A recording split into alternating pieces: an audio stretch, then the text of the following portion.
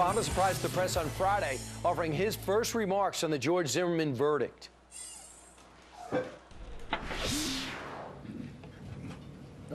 When Trayvon Martin was first shot, I said that this could have been my son. Another way of saying that is Trayvon Martin could have been me 35 years ago. Well, is our commander-in-chief doing more dividing than uniting, or is this exactly what we need? Let's bring in Kevin Jackson, author of The Big Black Lie. Kevin, did he help or hurt relations in the U.S. by speaking out in your mind? Well, there's no question, Brian, that he hurt race relations, and it's been a kind of a trademark of his presidency. The thing that gets me is you've got people like Jesse Jackson coming out and saying that Florida is an apartheid state. So that pretty much answers the question. If Florida is an apartheid state, it's a self-imposed apartheid set up by liberalism that has created these ghetto sanctuaries and hyper segregation. And they've done this intentionally because the idea that we can take a pretty much an innocuous case like the Zimmerman-Martin case and blow it up to the level of proportions that a president wants to comment on it shows you the level of racial tension that they want to create. Well, let me ask something, Kevin. The president talked about his experience of being followed in stores as a kid and maybe as a young man, people thinking that he's up to something, maybe pulled over. The attorney general talking about being pulled over for no reason on the Jersey Turnpike. Have you had that experience? And is the president, by addressing it, does that help get rid of those experiences?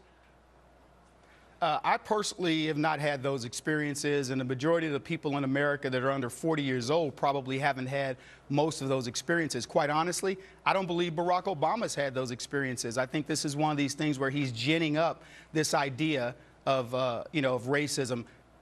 Honestly, Barack Obama is, as they said, he's the president that the left was ready to accept. If he got on an elevator with a white woman, she wouldn't clutch her purse. She'd probably open it and say, hey, why don't you take a few dollars? It's ridiculous that he wants to make it appear as though blacks all across this country are forcing white people to lock their doors and when in fact, there are certain situations where everybody locks their doors. Blacks will lock their doors when they see a gang of other blacks. Well, Kevin, let me ask you something. He's the first African-American president. We know that. So what do you think? Do you think he has a special responsibility to speak out about race because he's uniquely qualified to do so?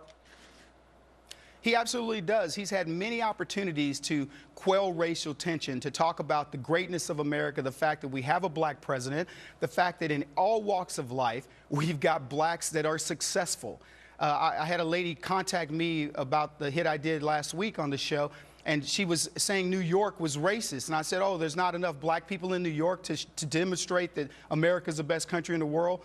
This is the type of thing Obama should get ahead of and show leadership, and he refuses to do it.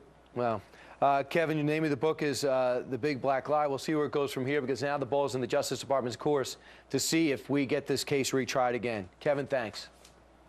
Thank you.